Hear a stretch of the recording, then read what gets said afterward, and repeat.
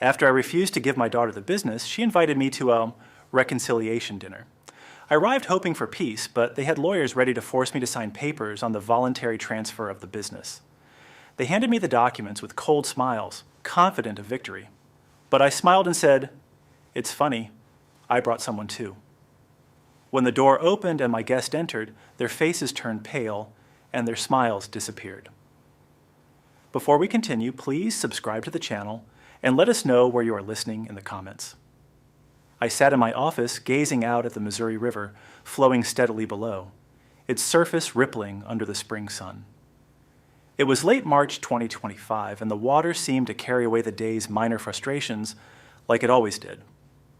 My desk was cluttered with invoices and blueprints for the next expansion of Miller Auto Services, our family chain that had grown from one garage to 5 across Great Falls. I'd poured 30 years into it, sacrificing weekends and vacations, all for Lindsay. But that afternoon, the door burst open without a knock. And there she was, storming past my receptionist like a force of nature. Lindsay's heels clicked sharply against the hardwood floor, echoing in the small space. Her face was flushed, not with genuine anger, but that calculated intensity I'd seen her use in negotiations. She clutched a thick folder, her knuckles white around the edges. "Dad, this has to end now," she snapped, slamming the documents onto my desk. A family photo from her wedding day teetered and tipped over, the frame cracking slightly against the wood, Zachary's arm around her shoulder in the picture, both smiling like everything was perfect. I leaned back in my chair, keeping my voice steady. "Lindsay, what's this about? You can't just barge in here." "Oh, I can, and I will," she cut me off, her eyes narrowing. "Your outdated methods are killing the company. Profits are down 15% this quarter because you're stuck in the 80s. Hand it over, Dad. Transfer the business to me voluntarily, or we'll make it happen another way."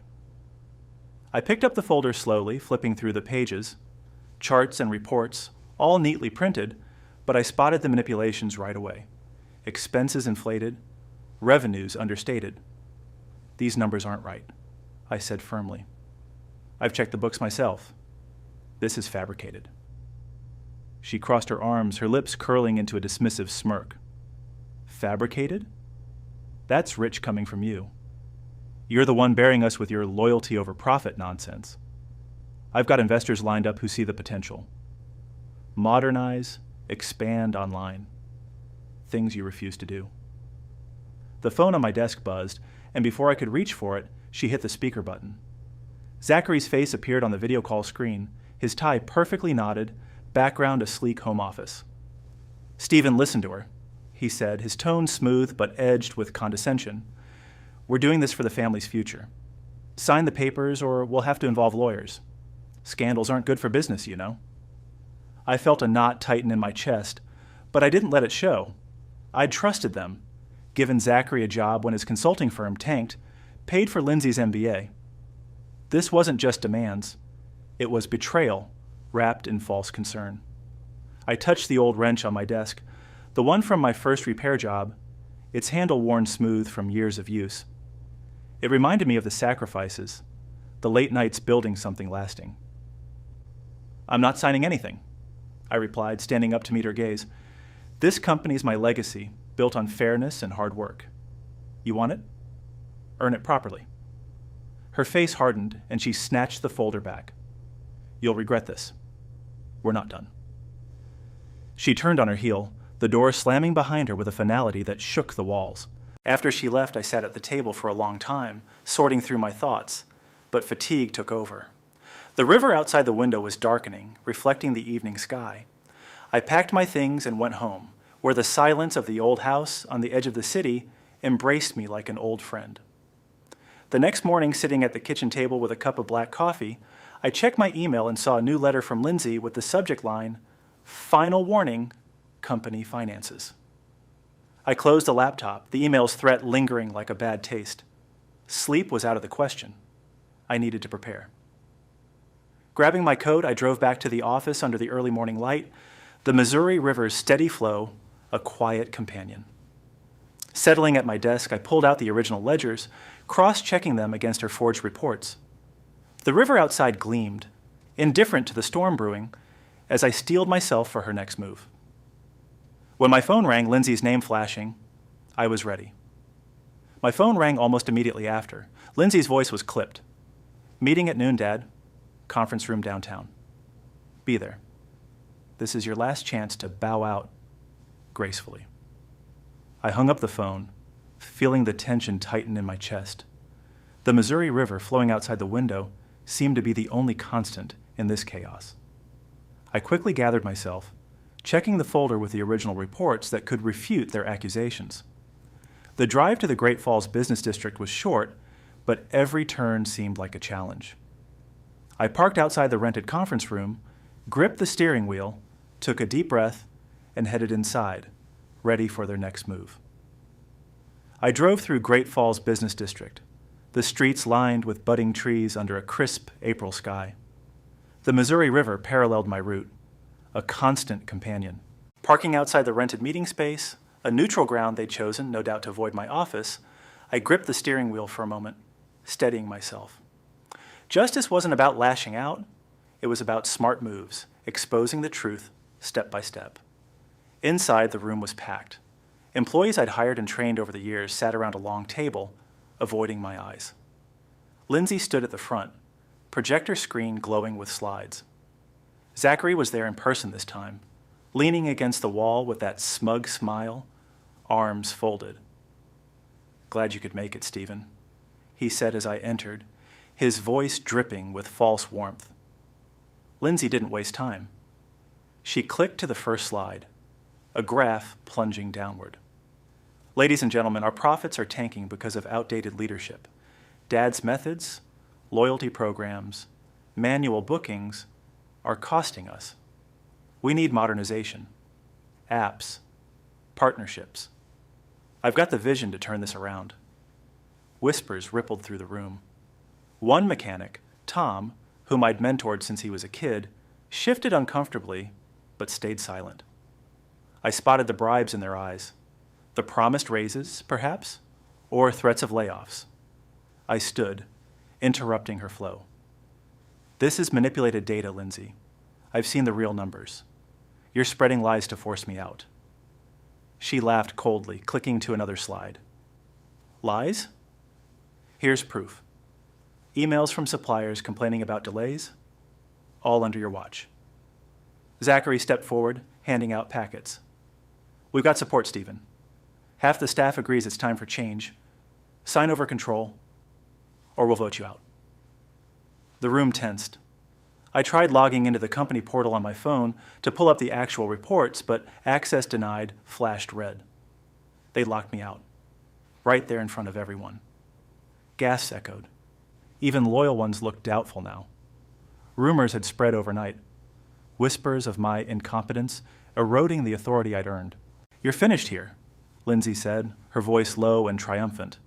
Hand it over, or we'll drag this through courts and ruin the reputation you've clung to. I met her stare, then Zachary's. Their greed blinded them to the cracks in their plan. His past financial tricks I'd vaguely heard about, her impulsiveness in pushing too hard.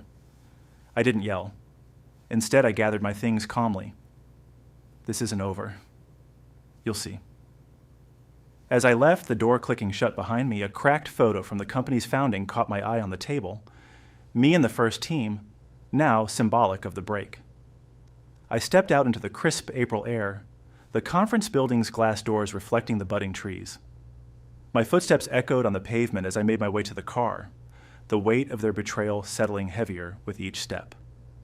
Sliding into the driver's seat, I glanced back at the building one last time, then pulled onto the road, the Missouri River unfolding beside me, its rush pulling memories to the surface. Driving home along the river, the water rushing beside the road, my mind raced with memories. Lindsay's first steps in the garage, Zachary's grateful handshake when I bailed him out, but those were gone, replaced by resolve. I needed a plan, something clever to turn this around, and as the miles blurred, an idea began to form. As the river rushed beside the road, its steady flow pulling at my thoughts like an undercurrent, I let the memories flood in. The drive home from that humiliating meeting stretched out under the fading April light, the Missouri's banks lined with fresh green shoots that mocked the chill in my bones. My hands gripped the wheel, knuckles paling slightly, but I kept my breathing even. No point in raging. Justice came from clear thinking, not fury. Yet as the miles blurred, fragments of the past surfaced, triggered by the water's relentless motion, time slipping away, much like the years I'd given to them. I remembered the day after Ellen's funeral back in '92. The garage was empty, tools scattered like forgotten promises. Lindsay, just 5, clung to my leg as I knelt under a rusted Chevy, wrench turning slowly in the dim light. Oil stained my hands, dripping onto the concrete in dark spots that spread like grief. "Daddy's got to work," I'd murmured, prying her small fingers loose so she could play in the corner with her dolls. That night, I stayed until dawn, fixing engines to pay the bills, vowing silently that she'd never know want. The business started small. 1 bay, endless hours. But it grew because I poured everything into it, skipping sleep, ignoring the ache in my back. Family loyalty, I thought then, was worth every drop. The road curved and another memory hit. Lindsay's high school graduation, her cap tossed high amid cheers. I'd skipped a fishing trip with old buddies that summer, the one I'd dreamed of for years, to cover her college tuition. Signed the check at the kitchen table, the pen scratching like a reluctant confession. "Thanks, Dad," she'd said over the phone later, her voice bright and distant. "You're the best." Now that note she'd sent, yellowed in a drawer somewhere, felt like irony sharpened to a point. I'd built expansions, hired more hands, all to secure her future, believing she'd carry it forward with the same fairness. Then there was Zachary. I shifted lanes as the thought darkened. When he first pitched his consulting idea, years back, I saw the red flags, vague numbers, overconfident smiles. But Lindsay loved him, so I loaned the startup cash, dipping into savings meant for my retirement. "Appreciate it, Stephen," he'd said at our dinner table, clinking glasses with that smooth charm. "This'll pay off big." It didn't. His firm folded quietly, whispers of shady deals I chose to ignore for her sake.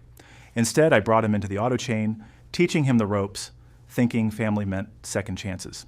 My phone buzzed on the passenger seat, jolting me back. The dashboard clock showed late afternoon, shadows lengthening over the water. I glanced at the screen. My lawyer, Harlan. I answered, voice steady.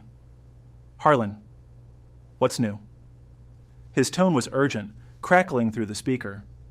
"Stephen, they filed preliminary papers, claiming mismanagement, pushing for a forced transfer. It's aggressive. Looks like they're lining up witnesses from your staff." I pulled into my driveway, the gravel crunching under tires, the house looming quiet and familiar. The river's murmur faded behind me, but the weight of his words lingered. "Witnesses? After all I've done?" "Exactly. We need to counter fast. Dig into their angles?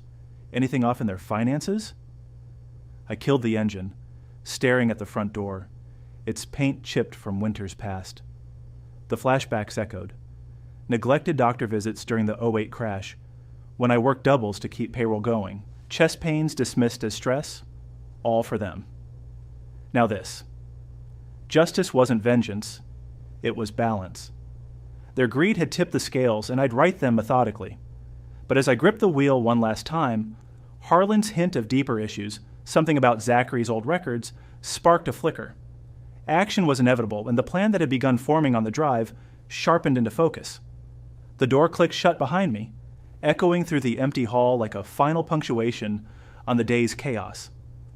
I hung up with Harlan mid-sentence, promising to call back soon, and paced into the living room.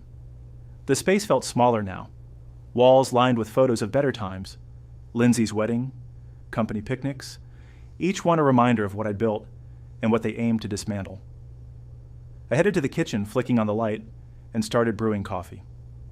The machine gurgled to life, steam rising in lazy curls that grounded my swirling thoughts. No more drifting in the past. Fairness demanded I act, not dwell. I rifled through old files on the table, papers spilling out, contracts, ledgers from years ago.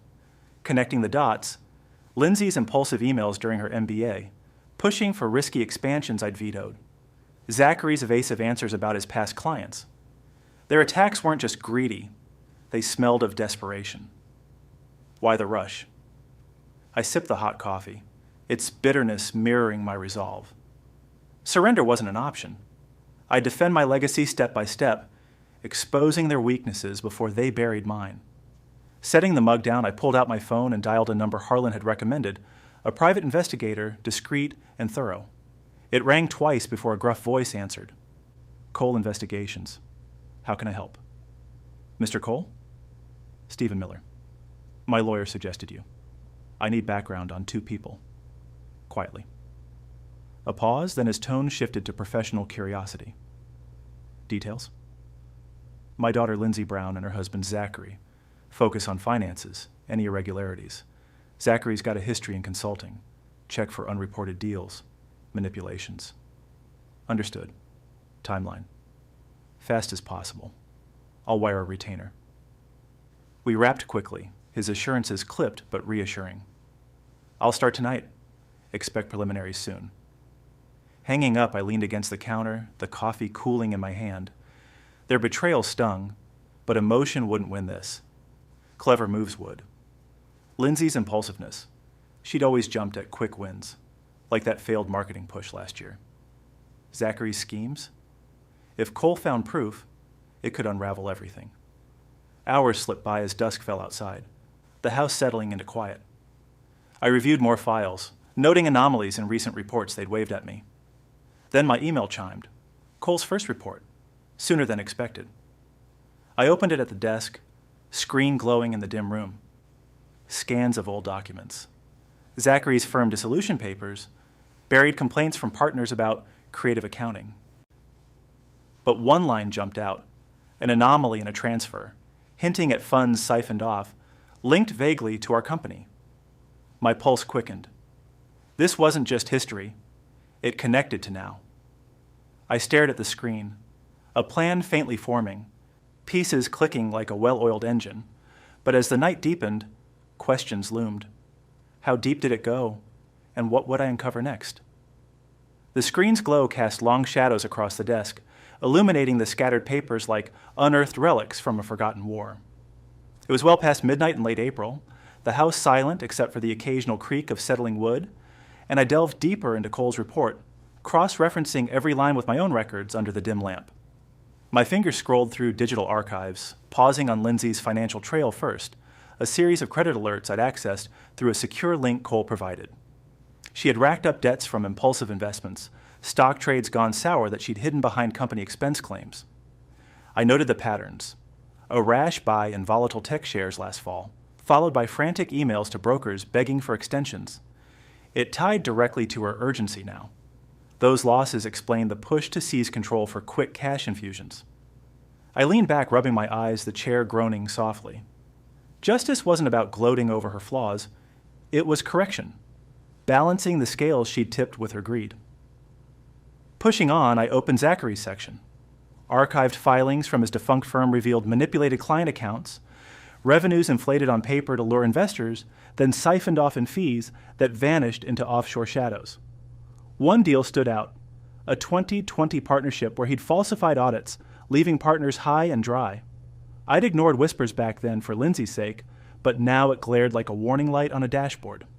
Sipping cold coffee from a mug that had gone stale hours ago, I connected the dots. His schemes mirrored the forged reports they'd waved at me. Same sleight of hand with numbers. The tension built as I highlighted discrepancies, my pulse steady but quickening. This evidence could dismantle their facade, but I needed confirmation. I dialed Cole, the phone cool against my ear. He picked up on the third ring, his voice gravelly with late-night fatigue. Miller? Got something already? That witness you mentioned in Zachary's old deals, any more on them? I asked, keeping my tone measured, a rustle of papers on his end. Yeah, a former partner. Says Zachary cooked the books to hide losses, promised big returns that never came. Got emails backing it up, sending them over now. Good. And Lindsay's debts? Linked to any company funds? Subtle dips in petty cash align with her withdrawals. Impulsive, like you said. She panics and grabs what's close. We ended the call abruptly, his assurance lingering. The new files pinged in my inbox, and as I opened them, the forgery proof leaped out. Side-by-side comparisons of Zachary's past audits and our current declining profits charts. Identical manipulations, decimal shifts, phantom expenses. My fingers hovered over the keyboard, a faint smile tugging at my lips as the idea solidified. This wasn't the end. It was the lever I'd used to pry open their world.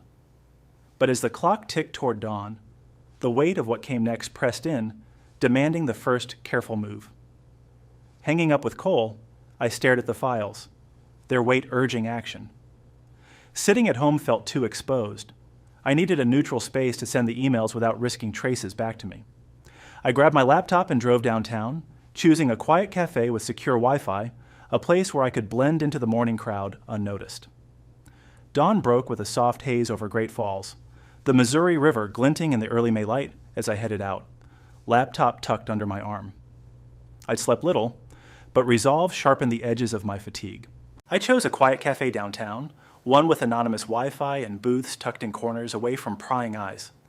Settling into the worn vinyl seat, the hum of the espresso machine blending with muffled conversations, I anonymized my IP through a VPN Cole had suggested, simple precautions to keep my tracks clean.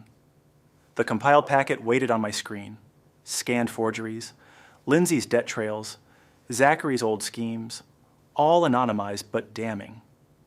I finalized the email to key investors, those Lindsay had bragged about lining up, attaching the evidence with a neutral subject line, concerns regarding Miller Auto Services leadership transition. My cursor hesitated for a breath, then clicked send. A quiet thrill coursed through me, not vengeance, but equilibrium restored one fact at a time.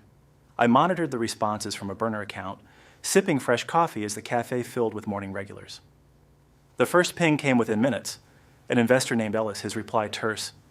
These discrepancies are alarming. Need verification before proceeding. Another followed from a venture group. If this is accurate, we're out. Explanations required immediately. The chain reaction started slow, then built. I watched as one pulled their tentative commitment, citing integrity issues. Fairness meant shining light on their shadows, and this was the beam cutting through. And next I placed a discreet call to Tom, the loyal mechanic who'd avoided my eyes at the meeting. His phone rang twice. Mr. Miller? His voice was cautious, laced with unease. Tom, just a heads up, I said evenly. Check the latest quarterlies against the originals in the safe. Discrepancies might surprise you. A pause, then his tone shifted to wary curiosity. You mean those reports they showed? I'll look. Thanks for the tip. We hung up without fanfare, but I knew the seed was planted, doubt spreading like roots under soil. As I refreshed the inbox, more rattled messages trickled in. Pulling support until clarified, one read, the sender's frustration evident in the clipped words. The cafe's door chimed with new arrivals, the scent of baked goods wafting over, but my focus stayed glued. This move undermined their credibility without a direct confrontation, letting the facts do the work. Yet as the morning wore on, my phone lit up with a text from Lindsay, her impulsiveness cracking through in hurried typos. Dad, what have you done? Investors are backing out. Call me now. This is ruining everything. I stepped outside, the wind carrying faint river sounds from blocks away, my thumb hovering over the reply button. Her panic was the first crack in their armor, but as the message hung there unanswered, I sensed their counter brewing, sharp and desperate. The wind off the Missouri River tugged at my coat as I walked the riverside path, the water's surface choppy under the mid-May sun, carrying faint echoes of distant barges. Lindsay's panicked text still burned in my pocket, her typos a telltale sign of her cracking composure. But I kept my pace steady, mind turning over the next steps. Justice wasn't rushed. It built like the river's current, patient and inevitable. Yet as I rounded a bend, a man in a plain suit approached briskly, clipboard in hand, his expression neutral, but determined. Stephen Miller? He asked, thrusting a thick envelope forward. I stopped, the papers crinkling against my chest as I took them. That's me. You've been served. he said flatly, turning away without another word, his footsteps fading into the path's gravel. I tore open the seal right there, wind rustling the pages like whispers of deceit. Lawsuit for defamation, claiming my anonymous tips had slandered their reputation, demanding damages and immediate business transfer. Their counterattack, swift and venomous. I folded the packet, resolve hardening, and headed to my car parked nearby, driving straight to the office with the river receding in the rear view. By the time I arrived, the rumors had already spread. My inbox overflowed with forwarded company emails, anonymous blasts accusing me of embezzlement, twisting old decisions into scandals. Employees whispered in the hallways, avoiding my gaze as I passed, the air thick with uncertainty. One mechanic, Sarah, slipped me a note during a coffee break. Not everyone believes it? Hang in. But the isolation gnawed, their ploy to erode my base before the kill. The door burst open mid-afternoon, Lindsay leading the charge, her face set in cold fury, Zachary's voice crackling from her phone on speaker. 2 police officers followed, badges glinting under the fluorescent lights, one carrying a warrant for an audit based on tips of irregularities. Dad, you crossed the line. Lindsay snapped, slamming more papers on my desk. Those leaks to investors? Defamation. Now we're auditing everything. Hand over the keys or we'll shut this down. I stood slowly, keeping my voice even. This is harassment, Lindsay. Fabricated claims won't hold. Zachary's tone slithered through the speaker, manipulative as ever. Come on, Stephen. Cooperate. We're just ensuring transparency. For the family's sake. Officers, start with the financials. The cops moved in, rifling through cabinets, their radios buzzing softly. Employees gathered at the door, some swayed by the spectacle, murmuring support for the new direction. Lindsay paced, her impulsiveness showing in jerky steps. You started this war, Dad. Face the fallout. Sign the transfer, and maybe we'll drop the suit. I met her glare, handing an officer a folder of my own backups. Check these against what they've shown you. Discrepancies tell the real story. One cop paused, brow furrowing at the numbers, but Zachary interjected smoothly. Ignore that. It's outdated. Focus on the complaints we filed. The audit dragged, tension coiling like a spring. Fair play meant enduring this to counter stronger, but as they packed up empty-handed for now, the officers warned, we'll be back if needed. Lindsay shot me a venomous look before storming out, the door slamming behind them. I locked it firmly, the click echoing in the empty space, flipping through the lawsuit under the fading office light. Their strikes only sharpened my resolve, but as shadows lengthened, a new determination flickered. Time to turn defense into advance. Sleep evaded me that night, the house too quiet, lawsuit papers mocking from the nightstand. Dawn urged action, and I drove to Harlan's office downtown, the envelope on the passenger seat a heavy anchor to yesterday's chaos. Traffic blurred past, my grip tight on the wheel as I reviewed the evidence mentally. Forgeries, debts, schemes, all compiled into a countersuit that would block their moves cold. Harlan's desk was cluttered with files, his nod approving as I laid out the proofs. Solid, Stephen. We'll file for injunction against the transfer. Site fraud and manipulation. This halts their audit, too. We drafted quickly, my signature steady on the forms. By afternoon, we were in the local courtroom, a small chamber with worn wood grains on the benches, the gavel's echo amplifying the gravity. Lindsay and Zachary sat across, smug masks cracking slightly at my calm entrance. The judge peered over his glasses. Proceedings for preliminary injunction in Miller v. Brown. Harlan presented first, projecting documents onto a screen.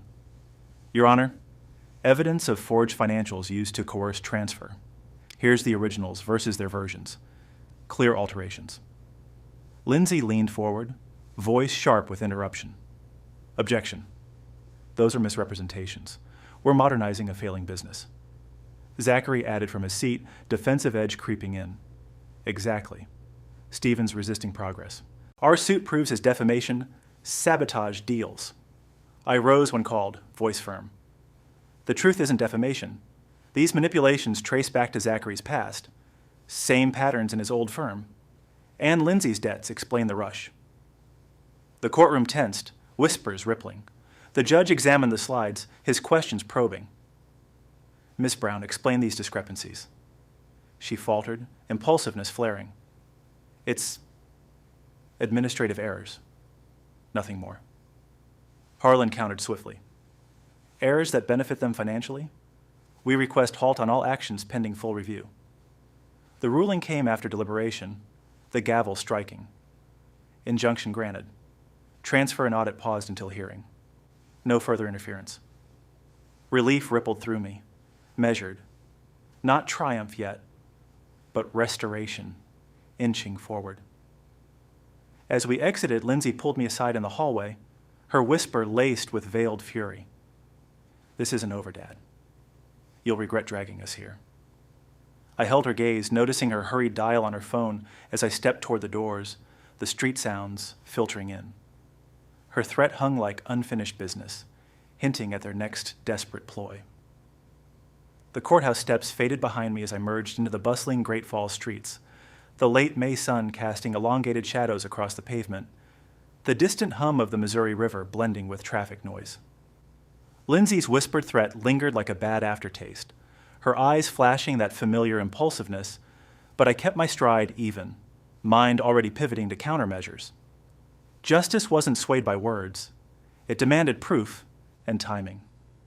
My phone vibrated in my pocket, insistent against my thigh. I pulled it out, screen lighting up with her name.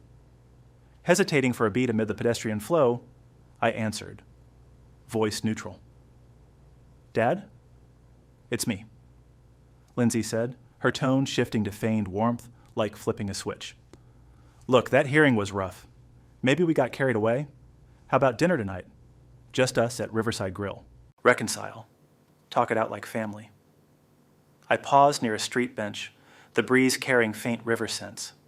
Her invitation echoed the setup I'd suspected, a ploy wrapped in olive branches. Reconcile? After the threats and suits? A sigh on her end, scripted patience. Come on, Dad, for old times. Zachary agrees. Peace is better for everyone. 8 o'clock? My treat. Probing her desperation, I agreed cautiously. All right, 8 it is. But no games, Lindsay. None at all. See you then. The line clicked, or so it seemed, but a faint rustle followed, the receiver humming with unguarded words like a door left ajar. She hadn't hung up properly, her impulsiveness striking again. Zachary's voice filtered through, low and manipulative. Good job, babe. Lawyers will be at the next table. Papers ready. He'll sign the voluntary transfer once we corner him. Make it look like his idea. Her reply, rushed and cold. He better. If he refuses, we push the defamation harder. Can't let his leaks ruin our deals. I pressed the phone closer, heart steady but alert, catching every syllable as pedestrians blurred past. Their trap exposed in a blunder. Lawyers hidden, forcing my hand under guise of peace. The title of this mess flashed in my mind. That reconciliatory dinner, masking coercion. This ploy was clear. Fairness would turn it against them, my guest ensuring the reversal. The call finally dropped for real, a beep signaling the end. I pocketed the phone with a knowing smile, the overheard words echoing as I walked toward my car parked a block away. The engine's rumble soon drowning the street noise, my thoughts shifting to preparations that would make their smiles fade. The drive home wound along familiar roads, the river peeking through trees now and then, its flow a reminder of steady progress amid turmoil. Afternoon faded into early evening as I pulled into the driveway, the house welcoming with its quiet solidity. Key turning in the lock, I stepped inside, heading straight to my study. The lamp clicked on, casting a warm glow over the desk cluttered with files from weeks of digging, forged reports, debt records, Zachary's old schemes. Preparation was key to rightful triumph.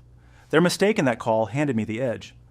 I settled into the chair, pulling up a secure line on my laptop, the one Cole had set up for discretion. Dialing the number, I waited as it connected, the ringtone muted against the ticking wall clock. A voice answered, cautious but familiar.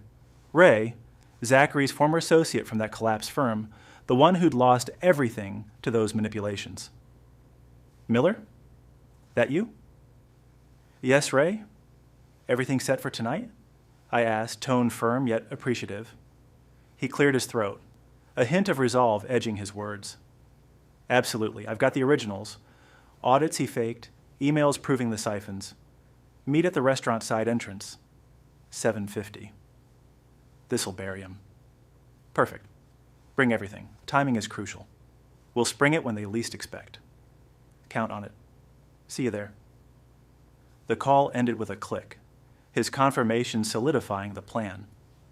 I turned to the files, sorting them methodically. Lindsay's impulsive debts cross-referenced with company dips, Zachary's patterns mirrored in our losses. Papers shuffled under my hands, anomalies highlighted in red, decimal tricks, phantom entries. This wasn't ambush. It was earned reckoning, justice weaving through the facts. Standing, I rehearsed aloud, pacing the study floor. Funny, I brought someone too. I practiced, envisioning their faces paling as Ray entered, documents in hand. These prove your forgeries. Sign over or face exposure. Pauses for their retorts. My response is measured. No more games. Fairness ends this now. The words flowed, building confidence without haste. Afternoon light dimmed through the window, shadows lengthening across the rug. I packed the documents into my briefcase, the snaps echoing like final judgments, a symbol of the impending reversal. Glancing at the clock, 7 already, I straightened my tie, resolve firm.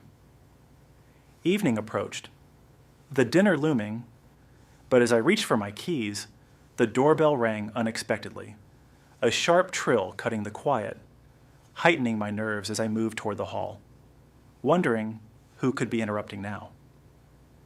The doorbell's trill had been a minor distraction, a neighbor dropping off misdelivered mail, his chatter about the weather fading as I waved him off and slid into my car, briefcase heavy on the passenger seat.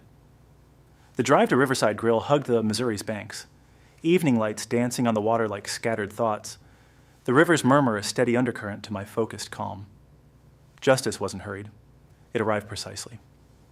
I pulled into the parking lot as dusk settled, engine humming to a stop amid the glow of strung lanterns, my grip tightening on the briefcase handle. Stepping out, the cool air carried hints of grilled fare and distant laughter, grounding me as I approached the entrance, ready to flip their trap. The door swung open with a soft chime, the restaurant's warmth enveloping me. Low-lit booths, candle flickers casting elongated shadows across polished wood floors. I spotted their table in a secluded corner overlooking the river, Lindsay and Zachary seated with 2 lawyers, stacks of papers neatly lined like weapons at the ready. Their smiles were cold, practiced, masking the desperation I'd overheard. Lindsay rose slightly, gesturing to the empty chair. Dad, glad you came. Let's make this easy. I sat deliberately, placing the briefcase at my feet, voice even. Reconciliation or another ambush? Zachary leaned forward, his manipulative charm on full display, sliding a folder across the table. No ambushes, just papers for voluntary transfer. Sign, and we drop everything. Suits, audits. For the family. One lawyer, a stern man with wire-rimmed glasses, added crisply, "It's straightforward, Mr. Miller. Protects your legacy while allowing modernization." Lindsay's eyes narrowed, insistent. "Sign for peace, Dad. We've got it all here. Fair terms." The documents fanned out like a losing hand, corners curling under the weight of lies, their pens poised expectantly. I scanned the pages slowly, the river's reflection shimmering through the window, a reminder of flows that couldn't be forced. Their desperation hung thick, but I met their gazes with a composed grin forming. "Funny," I said calmly, echoing the moment they'd scripted for coercion. "I brought someone too." A light knock sounded at the nearby side door, my signal to Ray. It creaked open, and he stepped in, folder tucked under his arm, his face etched with quiet determination from years of Zachary's fallout. The table tensed. Lindsay's fork clattered softly against her plate, Zachary's smile freezing mid-curl. "Ray? What the—" Zachary started, voice cracking with rare unease. Ray pulled up a chair uninvited, nodding to me. "Evening. Stephen invited me to share some history." He opened his folder, sliding the first document across, a forged audit from Zachary's old firm. Signatures mismatched. Start here. Your creative accounting that bankrupted us matches the fakes you used on Miller Auto. Lindsay fidgeted impulsively, fingers drumming the table. This is nonsense. Who is he? The lawyers exchanged glances, one whispering urgently. Shockwaves rippled, Zachary's facade cracking further as Ray continued, another page following, tension thickening like the gathering night outside. Ray laid out the next sheet, a timeline of siphoned funds from Zachary's past deals, arrows linking directly to anomalies in our company reports. See this? Same pattern. Revenues puffed up, then vanished. I lost my savings to it. Now you're trying it again. Zachary slammed a hand down lightly, his manipulative excuses faltering. That's ancient history, fabricated lies to sabotage us. But the lawyers shifted uncomfortably, one gathering papers hastily. We need to review this privately, the stern one muttered, face draining of color as viability evaporated. Lindsay erupted impulsively, voice rising in outbursts. Dad, you planned this? That's not fair. We're saving the business. I observed calmly, voice steady. Fair? Like your hidden debts draining company cash? Ray has those too. He produced the records, her rash investments, loans she'd buried, all cascading into view like dominoes toppling. Denials crumbled. Zachary tried twisting facts once more. Coincidences? Prove the intent? Ray countered with emails, printed bold, Zachary's instructions to fudge numbers, dated just before their first demand. The cascade linked back. Investors' withdrawals I'd sparked, rumors they'd spread now boomeranging. One lawyer stood abruptly. This changes things. We can't proceed. Their frantic defenses echoed hollow, Lindsay's cold dismissal fracturing into pleas.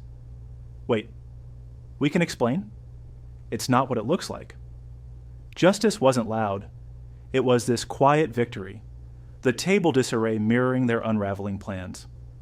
Consequences hinted, audits turning against them, potential suits for fraud, my business secured without a signature, family ties severed justly, no sentiment clouding the balance restored.